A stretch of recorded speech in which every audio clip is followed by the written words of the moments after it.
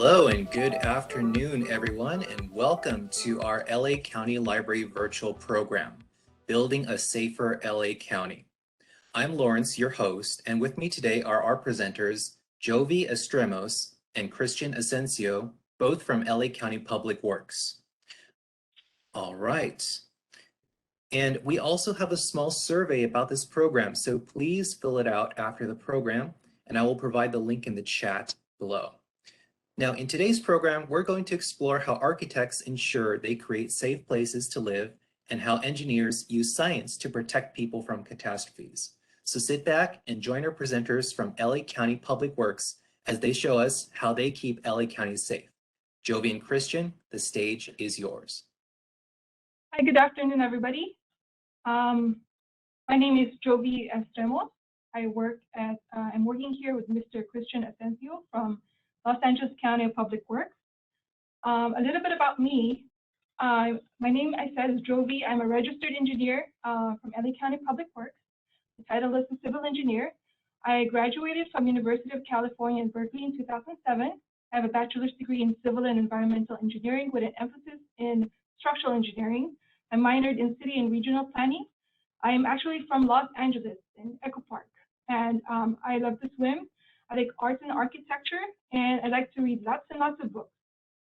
I've been interested in STEAM since I was a very little kid, so I've always loved mathematics. I like to read science fiction and fantasy books, and I like designing skyscrapers, airplanes, and spaceships and rockets since I was a child. Hi, everyone. So yeah, my name is Christian Asensio, and I am a senior civil engineering assistant here at LA County Public Works. I graduated from Cal Poly Pomona in 2019 with my Bachelor's of Science in Civil Engineering under our general option. I've grown up pretty much my whole life in Lakeview Terrace, California, which is very close to Sylmar and around the 210 freeway and Hanson Dam, if you're familiar with the area. And some of my interests include baseball. I love watching it. I love playing it. I enjoy watching movies, especially action, adventure, and comedy movies. And I love to cook. It's something that I recently got into during the pandemic. And one of my favorite things to cook is pizza.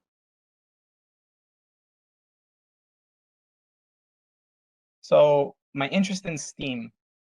Probably since elementary school or middle school, I just grew very interested in math. It was one of my favorite subjects. So yeah, just pretty much since then that guided me towards my career in engineering.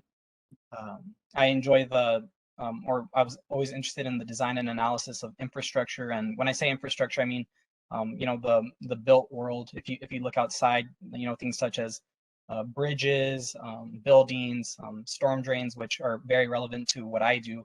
That would be what's considered infrastructure. And helping the growth of our communities, I feel STEAM is very, closely related to, to helping communities. And you'll see a little bit more about that during our presentation. So what is STEAM? I'd like to open this up to you. What do you think a career in STEAM, or what jobs in STEAM do you think might be part of that? Let me see. I'm not seeing anything in the chat. Okay, well, anyways, so STEAM, so the S in STEAM stands for science, and a lot of these different aspects of STEAM are actually very related to public works. So we have S can apply to public works as we have many geologists and environmentalists in our department. So that's one aspect of it. And T stands for technology. So we have many people in our IT division who help us on a day-to-day basis. A lot of what we do involves working on the computer, or, especially now during the pandemic, a lot of our work is virtual. So we rely on their help to, help us get through the day. And E stands for engineering, which is what Jovy and I do. And we'll talk a little bit more about engineering during this presentation. A stands for arts. And so arts is related to landscape architecture and design. And so we have many people involved in our department who help with those aspects. And then M stands for mathematics. And we have a lot of people within our department who help us with things such as the budget to help us make sure that we're able to finance our projects and to, ensure that the department is operating smoothly. So if I'm able to see your chats, how do you imagine the world being in 10 years? We've come a long, long way in just the past 10 years. So what do you think we might see in the future, within the coming 10 years? Sorry, Lawrence, do you see if there's anything coming in the chat? Okay, widespread self-driving cars, flying cars. Yeah, it's possible. Okay, yeah, so yeah, maybe flying cars, and who knows, I'm very confident that many of you that are in attendance today will definitely help us in achieving that future. So there are several types of engineering. So engineering is actually the application of science, technology, arts, and mathematics. So from the chemicals, the solutions we use every day, to electrical manufacturing, such as the iPhones and computers we use, the mechanical on how things move, nuclear, environmental for the air we breathe, software for the games we use, for the video games and for everyday application in our jobs, and for aerospace, for the planes that we ride to go to different states or different countries and to the space exploration that we're looking forward to. So civil engineering is actually a discipline in engineering that deals with the design, construction, and maintenance of the physical and natural built environment. It's actually comprised of sub-disciplines: geotechnical, which is for soil; structural for the buildings; environmental for, like, say, the sea, the air, everything that we breathe in; hydrology, which is for the water; and construction for building things. So now let us go a little bit over the history of civil engineering. So one example is the civilization of Mesopotamia, which they were around in 3500 BC, and even though maybe back then they weren't called civil engineers, but a lot of what they practiced was very similar to what we do today. And as you can see in the slide, this is a pretty big wall, and back then they didn't have the same equipment or technology that we have today. So it's amazing how they were able, to construct something like this, and without the advancements that we have. And another example would be the Great Pyramids, which you can actually see to this day in Egypt. And these came about in 2540 BC. So it's amazing how you can travel over there to see this structure that was built a long time ago and how it's still standing. So that just shows you the resilience of what was constructed in the past and how you can still see it. And so as societies continue to grow in the past, people started to move further and further away from natural resources. So they had to build things to help them get what they needed. And something that's very important is water. So the Romans were able to build these aqueducts, which helped transport water from faraway areas all the way to the city of Rome. And it's amazing how actually there are actually some aqueducts that still work today and take drinkable water into the city. So like I said, again, just the resilience of what people were able to construct in the past, and how you can still see it working today. And now we have buildings such as the Burj Khalifa, which is which is the biggest building in the world. So I mean, you just see how far we've come from buildings like the Great Pyramid and Mesopotamian Wall to buildings like this, which are built with the technology that we have and different materials like glass and steel. So it's just amazing how far we've come. And then the future, we have many possibilities. The sky's the limit, such as things like a hyperloop, which would help transport people in record times compared to what we have today. Even though things are still a lot very fast, we only know how far we'll go in the future. And like I said, I'm very confident that many of you will help contribute to this. So we work, Christian and I work at Public Works, where we deliver regional infrastructure. Infrastructure are built environments, the built buildings, the built roads that we have every day that we use. And we provide services to improve the quality of life of more than 10 million people in Los Angeles County. So when you wake up in the morning, what is the first thing you do? You go to the bathroom, right? So one of our core service areas is water resource. So we collect water for water supply recharge, and we take that to the groundwater pipes to your homes, so that and we manage those, and we provide sustainable water supplies and healthy watersheds to ensure that you have clean water. So that's one of the facilities that we have at the St. Gabriel Valley. That's called actually that's Morris Dam in the picture. So we also provide environmental services. This means reducing trash and increasing the use of recycled items, so that we don't have to use all of our landfills, which are very limited to space right now. In addition to that, we provide safe, clean, and efficient transportation to enhance the mobility, and so you can get to your destination safely. So we manage the traffic lights, the roads, and the bike lanes that you use every day. In addition to that, we provide construction management services to build schools, libraries, and concert venues. Some of you have probably been to the Hollywood Bowl. The Hollywood Bowl is one of the places that we design and build for you guys to enjoy. And in addition to that, we provide development services for safety and construction of everybody's homes. And you know, we inspect them, that they follow the general rules of everybody, so that everybody, including disabled people, will be provided with the services just like a regular person would be. And also we provide crews for fires and other disaster areas like mudslides or flooding in the mountains or any other emergencies such as earthquakes. We have highly trained crews to help everybody else to rescue everyone if need be for such emergency services.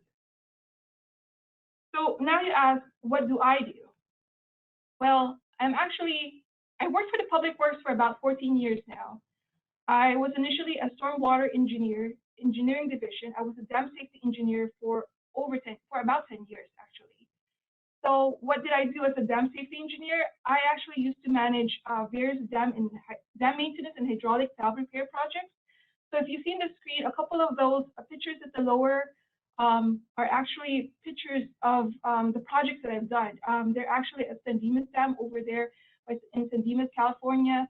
A couple of those are valves. I went to Arizona to repair a couple of those huge valves so that we can provide water for LA County. And I worked on all the projects, actually, some of them from concept, from the design phase, and actually I used to go in the field every day, almost every day. I worked in the trailer, and I worked with civil, mechanical, and electrical engineers in and out of public works. And so 4 years ago, I decided I want to be a structural plan check engineer for building and safety division. And now I am currently the structural plan check engineer for East LA, City Terrace, and Rosemead.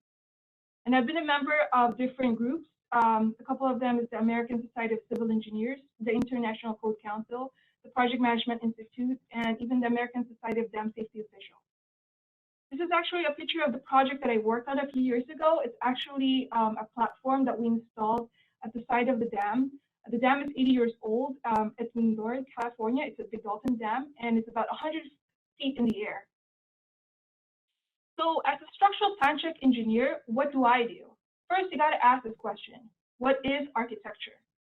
Architecture is the planning and designing of buildings or other structures. But then how do they work? So what is a structural engineer? Well, a structural engineer is a subdiscipline in civil engineering to create the bones and muscles or form and shapes of any man-made structures. This includes buildings, dams, tunnels, aircraft, and yes, even rockets and spaceships. You do need structural engineers for those. But how do they differ? So architects design the concept, and structural engineers actually make them work. So what does the Los Angeles County Building and Safety Division structural plan check engineer do? Well, we check plans and calculations of both the architects and the structural engineers if they follow the building codes. The building codes are laws accepted throughout California of how things are to be constructed. We also check if they are within the accepted engineering standards. Engineering standards are standards that protect us, such as for earthquakes. If you've heard of San Andreas earthquake or the Northridge earthquake, we design for those. And also for wind loads when it gets really windy, like tornadoes in some states. We also check for public life and safety laws for fire and disabled people, so that people who are on wheelchairs and who are blind can enjoy the life that regular people would enjoy. And it shouldn't be a barrier for them to be able to live through their lives. And if also the plans by the structural engineers and architects make sense and match. So the office I work for issues permits for construction, and our inspectors actually inspect them during construction. But as a registered engineer, we are the structural engineers for our building inspectors. We work with them, and also the regular public, the contractors, the homeowners, architects, engineers, and even if you come to the counter, I will help you. So there's a question, who sets the building code in California? We will get to that. So we do the field changes, and also we verify code compliance with everybody else who comes to our public counter and also works with us in the field. And we investigate field issues on built structures after fire, earthquake, mudslides. Oh, we go out there and we check it out if it's okay for people to go into. So now that question comes up, who writes the California Building Code? Well, we do. We research the codes, we write and we rewrite the building code. So the building code is actually comprised of 3 different books. Some of them are coming from laws that has been published by the Senate and the Congress, and also accepted by everybody through after disasters. But also the building code is done by the people, the professionals who work in the building industry, including people like me. So we have a group in Public Works who actually research new items that we will include in the building code, and we write and we rewrite the building code almost every 3 years. Thank you, Jovy. So now what do I do?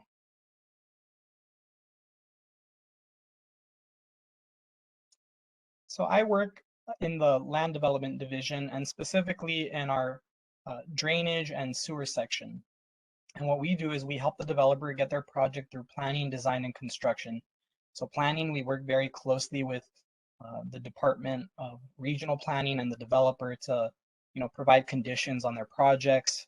And we also help them with the design, ensuring that they're following the policies and codes set by the county, as well as construction. We help them eventually get to their requirements or to pulling their permits, so that way they can actually construct their projects. And one of the ways in which I do this is through hydrology studies. And so I'd like to give kind of like a very small example of what I do. So let's just take a look at this first image here. So if we look at it, we just see what I drew as an open area. There's a tree, and the green area is supposed to just symbolize just natural grass and soil. And so can you click on the next image, please? Thank you. And so if we take a look at something like this, let's imagine that it's raining on this area, and when it rains, that storm water is going to be on the ground, and now some of it's going to travel, but then some of it will pond up or even infiltrate into the ground. So some of that water is going to go into the ground, and so there will be possibly less volume, as well as it might not travel as fast as in other situations, and I'll talk about that right now. So once let's say somebody wants to develop a house or apartments in this area, so now you have areas that are not going to be able to have that water go into the ground. A lot of it will, stay on the surface. It won't go through because you have things like concrete or houses. So all that, water is going to go somewhere, and it could potentially affect people since it's no longer infiltrating.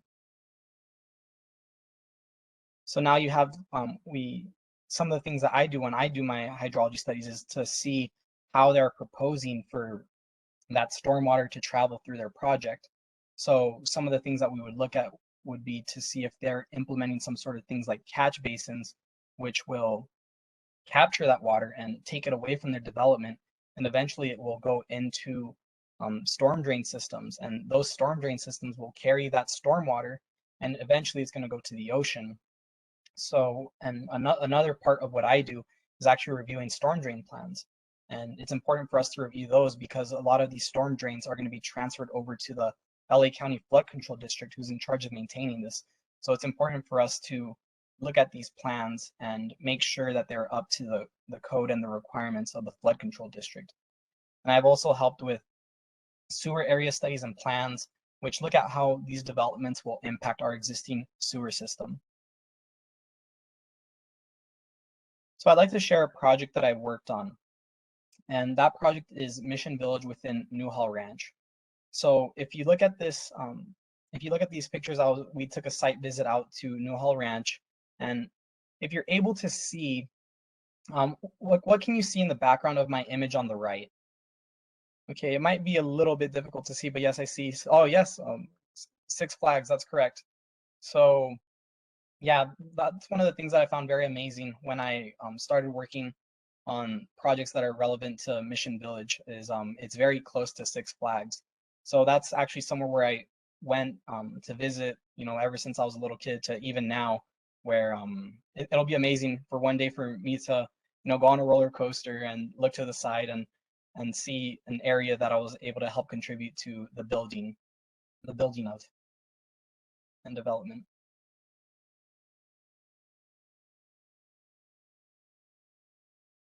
So a little bit of information on Newhall Ranch.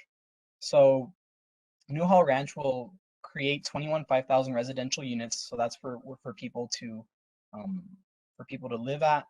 7 villages, so different neighborhoods, 12 million square feet of commercial space, 10,000 acres of open space, and 75,000 permanent jobs. It's also the first net zero greenhouse gas development, which pretty much means greenhouse gases are things that contribute to climate change. So this development is going to be implementing practices to help offset some of those negative effects of greenhouse gases. So that's pretty cool.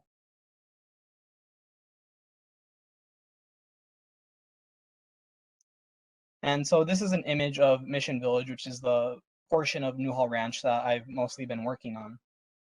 And the portions, as I've stated, that I've worked on are things like storm drain plans and water quality. And it's very important. It's very important to a development because it's important to take that stormwater and discharge it where eventually it's going to go into things like channels or rivers, and that stormwater will eventually make its way to the ocean. And part of it is water quality. So it's important for, you know, that water that's first going through our system, which is probably dirty because there's a lot of pollutants on the ground. It's important for that to be treated because eventually it's going to make its way to the ocean, and we want to make sure that we protect our natural environment. So now you might be asking, how do I become an engineer? So there's different routes you can take, and maybe some of you in the audience are currently in high school or still middle school. But eventually what you could do is you can either start off in community college or go to university, and while you're studying, you can participate in things like internships or research, which will help give you that background to eventually when you make your way towards your engineering full-time job. And while you're in college, it's very encouraged to get your EIT, which is your engineering training, which will help guide you towards getting your professional engineering license.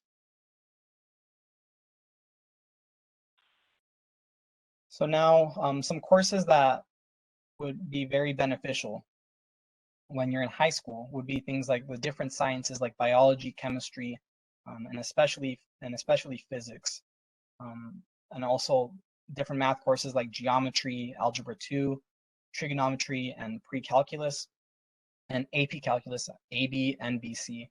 And these, I actually took AP calculus during my time in high school, and it was very helpful because taking these classes when you're in high school will help you get credits where you can eventually, if you pass those tests, you might not have to take the class again in college.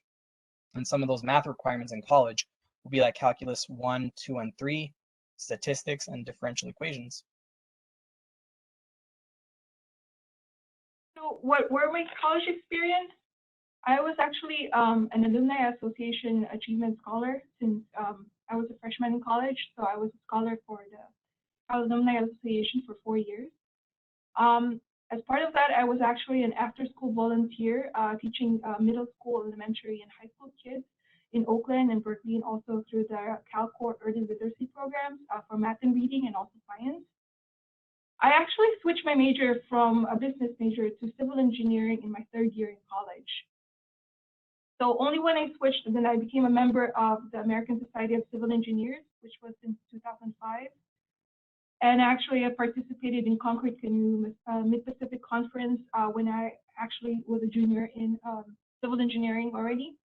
As part of that, I had an interdisciplinary approach when I was a civil engineer. I actually was taking a lot of architecture classes. A couple of those drawings actually at the bottom of the screen were my hand drawings when I was in school. And the one in the middle is actually one of the models that I used when I was a student. I did when I was a student. So I took classes in College of Environmental Design and College of Engineering. So during my time in college, I was involved in several engineering clubs. I was a secretary for a California Water Environment Association, American Waterworks Association from 2017 to 2018. I was a secretary for Chi Epsilon from 2018 to 2019, which is our Civil Engineering Honor Society, as well as vice president for the Structural Engineers Association from 2018 and 2019. And I'd like to take this time to encourage you to get involved in these clubs, or just in any club really when you make your way to college, because these clubs will help you network and meet many people that you'll encounter throughout your time in college. Many of these will be people that you share classes with, and that eventually you'll work in groups with. So I definitely encourage involvement in clubs during your time in college. And I also interned for a concrete repair construction company from 2018 to 2019. So it was nice to learn a little bit about the private side and about construction during my time in college. So now some skills that you should develop towards your career. Some hard skills would be things like learning computer programs, quick math calculations, scientific basics, and an understanding of physics, as this will definitely help you out once you get to your classes that you would take in college or even before that. And then soft skills like problem solving and especially teamwork. I remember when I was younger, I would work in group projects, and that you still pretty much work on that to this day in any career that you're involved with. Other skills like negotiating, writing, public speaking, and adaptability. A couple of student employment opportunities with public works. You can actually be a student worker in public works since you're a senior in high school, or if you decided to attend, you're in college or community college or in trade school, you can actually do that. It's more of a clerical work with public works. You can be a student professional worker also in public works when you're in your junior or senior at a 4-year college. In addition to that, if you actually decided to major in civil engineering, you can actually do an engineering program here, civil engineering student worker program. At least you have to be at least a junior in your university or your college. And you can also work with our IT department to be an intern. They actually accept intern in public works. And the website below lists what are the internships available for LA County Public Works. So why do you become an engineer, a civil engineer? In my opinion, everybody can become an engineer if they put their mind into it. It is the greatest profession a person can become if they want to become the mover, the person who makes the difference, and working with the community to make it better. So you'll become part of a team to solve various problems and use your creativity to learn and create new things. As a civil engineer with interdisciplinary approach, the world is at your fingertips, and it is up to you as you move forward in life to make the best out of it. And it starts by learning the physics of the world, the built environment, and enjoying learning new things as you move forward in your adulthood, in your career, and you will become an engineer. And if you like your profession so much because it's so exciting and it's so new and you learn new things, it's like you've never worked a day in your life and the money will just come along. That concludes our presentation, and if you have questions, feel free to contact us at the email below. At email on the screen. Like I said, my name is Jovy Estremos. And I'm Christian Asensio. Thank you, everybody. All right, thank you so much, Jovy and Christian, for your excellent presentation. So let's move on to our Q&A. I think we've got some pretty good questions from the audience. So let's start off. So somebody wanted to know, what's the typical work day like for an engineer? So on my end, the typical work day is, like I said, a lot of what I do is looking at plans, whether they be storm drain plans or sewer plans, and looking at different computer software programs that are provided to us to see how they will work, as well as different types of reports like hydrology studies, like the different ways that developments will affect how stormwater travels through their projects. So working on a computer, as well as talking to the public. So people call and inquire about either,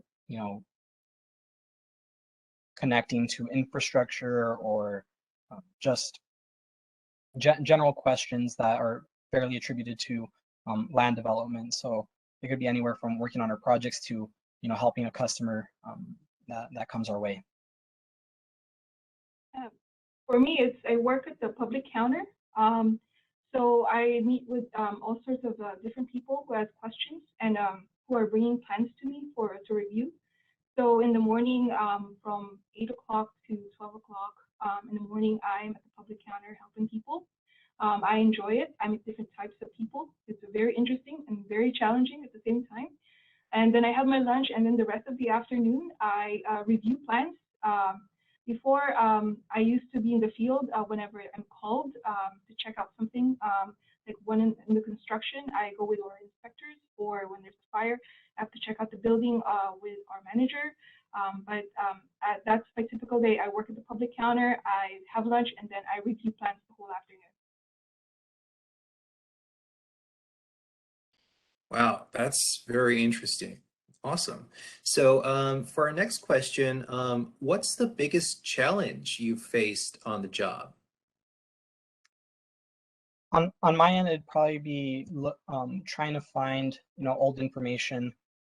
A lot of projects are either, closely related to things that were built in the past, a long time ago. It could be anywhere from 30 to 50 years, and so sometimes it's hard to find those records, and so you have to kind of make do with what you have and work to the best of your ability and continuing to research until you find the solutions and the answers that help you out. So it definitely is trying to find existing information.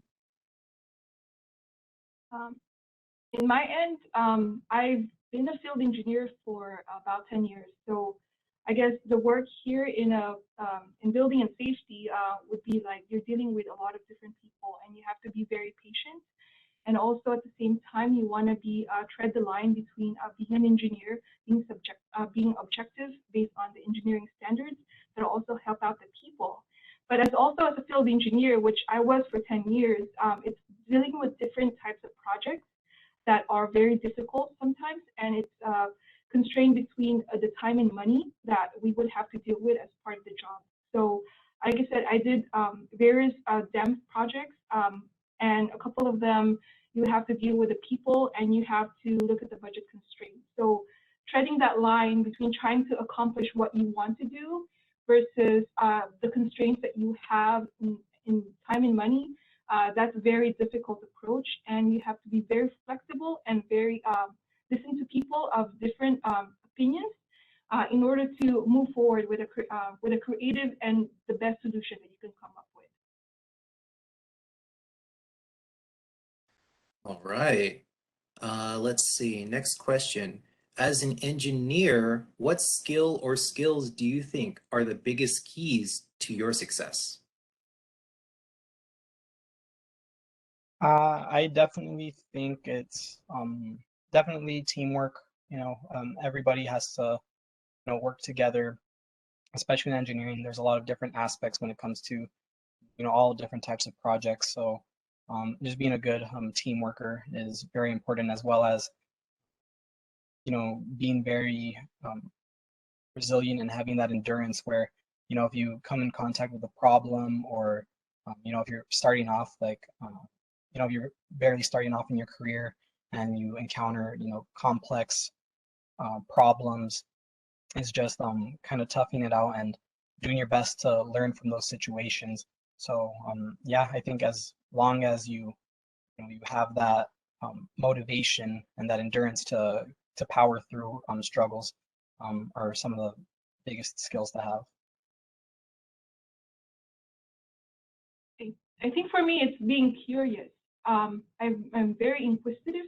I like to learn new things, and having that ability to be able to learn and relearn and learn from everybody else is, I think, the most important characteristic that I have. And as an engineer, yes, you do need teamwork, but if you have that innate ability to actually learn things and continue to learn new things, that's what's important as being an engineer. Right, sounds good. Our next question, what do you look forward to most during your career as an engineer? I think very similar to some of the things that we talked about throughout our presentation, which is just the future is what's going to be built in the future. What are we going to get to? We've come so far that we're only going to keep advancing and developing more things. So it'll just be amazing to see all the different types of developments we create, as well as expanding. Our population is continually growing, so being able to construct these developments to accommodate people that live here is something that I look forward to. For me, it's I look forward to creating new things. I love to be creative, and becoming part of a team that creates something big, create buildings, create new projects, being part of that group that created a new and built environment. That's what I look forward to. I enjoy learning, like I said, I enjoy learning new things, and I enjoy creating new things. And being part of the group that creates buildings or issues permits for people to be able to have their homes every day or have their own retail business, that's what I look forward to, making changes and creating a better environment of what it was before. Okay, let's see, next question. Are there any materials such as journals or websites in the field of engineering which I could begin reading now? Are there any good suggestions?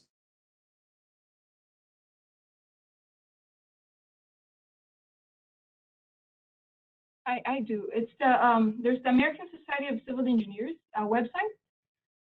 There's actually there's a local chapter here in LA called the MLab. It's for the Young Members Forum. There's a couple of events that they've provided for everybody.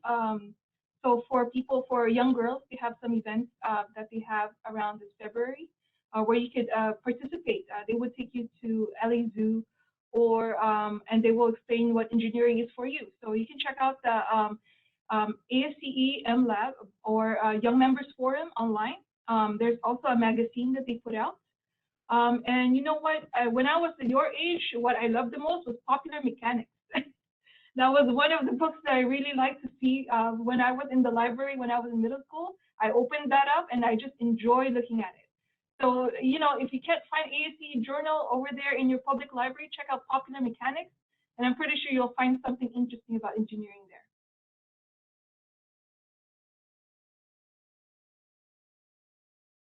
there. Yeah, like Jovy said, you're more than welcome to come to the library, to the reference desk. We'll be more than happy to point you out to some engineering materials as well. Let's end the questions with a fun one. Did any of you play Minecraft when you were younger? On my end, I never really played too much Minecraft. It was more of the other video games, but no, I guess my curiosity or my interest came more from, I guess, just the classes I took. And I think a lot of engineers can tell you that it came down to playing with Legos, where, starting off as a kid, you would build off of those, and then that's how your interest kind of peaks. But I do know that Minecraft, I know a lot of people that would play with it, and they would create great things. Unfortunately, I never had that, I guess, that time, or that I didn't have the skill to play Minecraft, but I've always heard good things. For me, I never played Minecraft before, but I always liked to draw since I was very, very small. But what I did like was playing video games on Street Fighter. That was the game I used to play a lot when I was a kid, Street Fighter and Mortal Kombat. But after a while, it kind of got old on me. So I've never had Minecraft before. I mean, I see that my niece likes to play that. So, but yeah, I used to play Street Fighter a lot.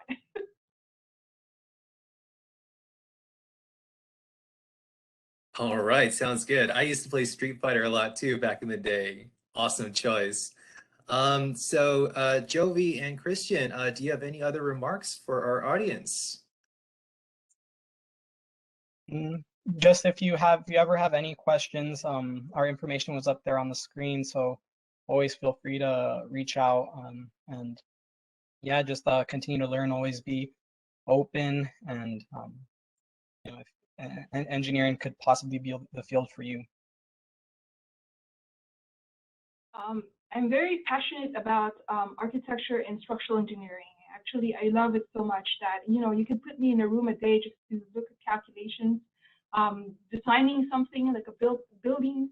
I would love it. So if you have questions about architecture and structural engineering, I'm actually trying to become one. Feel free to ask me, and I will let you know what path, or if you're just interested in learning about it, just let me know. And my email is actually above there.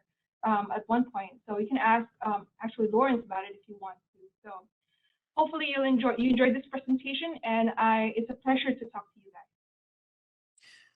All right, thank you so much, Jovy and Christian. And everybody, a recording of this program will be posted on YouTube for those who joined after the beginning or might want to get their emails to contact them later. Again, we have a small survey about this program, the link which I posted in the chat, but that's the program. Thank you so much for joining us today. For more programs, please visit lacountylibrary.org, and hope you have a great rest of the day. Thank you.